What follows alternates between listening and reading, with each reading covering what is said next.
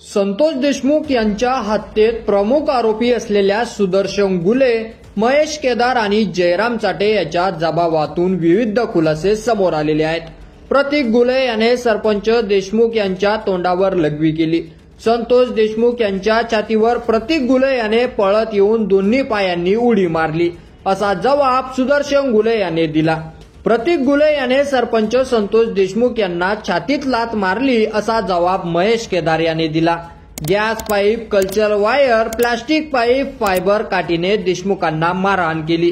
सरपंच देशमुख जमिनीवर आडवे पडले होते. त्यावेळी प्रतीक गुले याने जोरात पळत जाऊन सरपंच देशमुख यांच्या छातीवर लात मारली. त्यामुळे सरपंच संतोष देशमुख यांनी तेथे रक्ताची उलटी केली, असा जबाब जयराम चाटे यांनी दिला.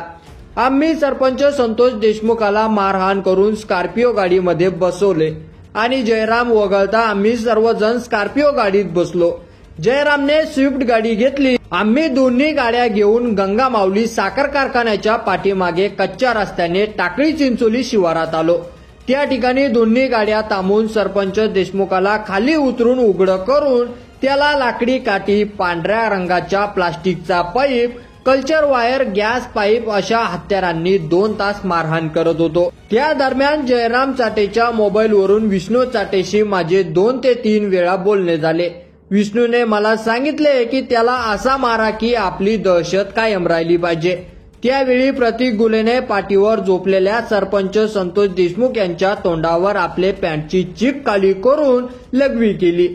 प्रतीक गुले यांनीच पाठीवर झोपलेल्या सरपंच संतोष देशमुख यांच्या छातीवर पळत येऊन दोन्ही पायांनी उडी मारली. आम्ही 2 तास केलेल्या मारहाणीमुळे सरपंच निपचित पडलेला होता.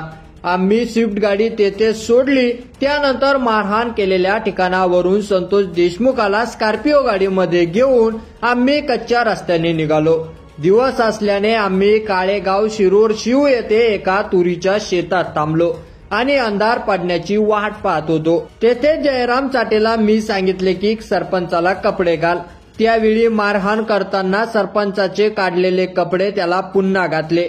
आणखीन अंधार होण्याची वाट पाहत होतो. थोडा अंधार झाल्यानंतर सरपंच संतोष देशमुख याला आम्ही स्कॉर्पिओ गाडीत घातले. आम्ही सर्वजण त्या गाडीत बसलो. त्यानंतर सरपंच देशमुख याला दैठणा फाटा येथे रस्त्याच्या कडेला टाकून आम्ही वाशी गावाकडे स्कॉर्पिओ गाडीत बसून निघून गेलो. वाशी येथे पोलीस दिसल्याने आम्ही गाडी सोडून पळून गेलो, असंही त्याने म्हटलेलं आहे. तर मित्रांनो, ही घटना समाजाला हादरवणारी आहे. कायद्याने दोषींना योग्य शिक्षा मिळेल अशी अपेक्षा आपण करूया.